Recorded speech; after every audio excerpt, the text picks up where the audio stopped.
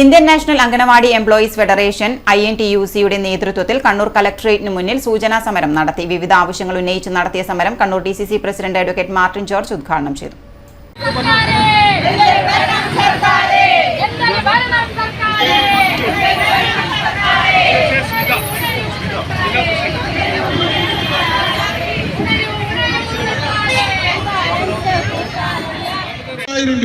ഒന്ന് ആലോചിച്ച് നോക്ക്, ഇത് തമ്മിലുള്ള വ്യത്യാസം ഒന്ന് ആലോചിച്ച് നോക്ക്.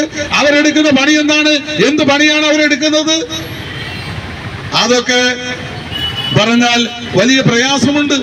കാരണം അത്തരം മോശമായ ഒരു സമീപനമാണ് ഗവൺമെന്റ് ഇക്കാര്യത്തിൽ എടുക്കുന്നത്. ഇവിടെ സമരം ചെയ്യുന്നവരാരാണ്? അംഗൻവാടി ടീച്ചർമാർ, അതുപോലെ ആശാ വർക്കർമാർ, ഖാദി തൊഴിലാളികൾ, അതുപോലെ നിർമ്മാണ തൊഴിലാളികൾ.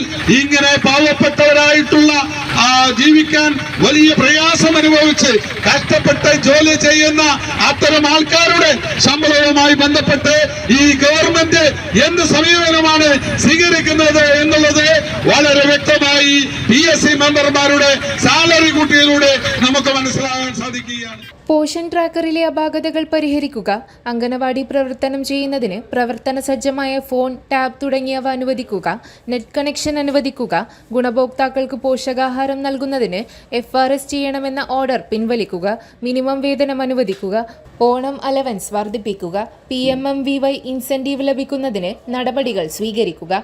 3 മാസത്തിനുള്ളിൽ അംഗനവാടി ജീവനക്കാരുടെ പ്രശ്നങ്ങൾക്ക് പരിഹാരം കാണും എന്ന മന്ത്രിയുടെ വാഗ്ദാനം പാലിക്കുക. റിട്ടയർ ചെയ്ത ജീവനക്കാർക്ക് 2023 മുതലുള്ള ക്ഷേമനികുതി അംശാദായം വിതരണം ചെയ്യുക തുടങ്ങി 9 ആവശ്യങ്ങൾ ഉന്നയിച്ചുകൊണ്ടാണ് സൂചനാ സമരം നടത്തിയത്. INAEF സെക്രട്ടറി രേഖ ജേക്കബ് സ്വാഗതം പറഞ്ഞു. INAEF പ്രസിഡന്റ് സ്മിത KC അധ്യക്ഷത വഹിച്ചു.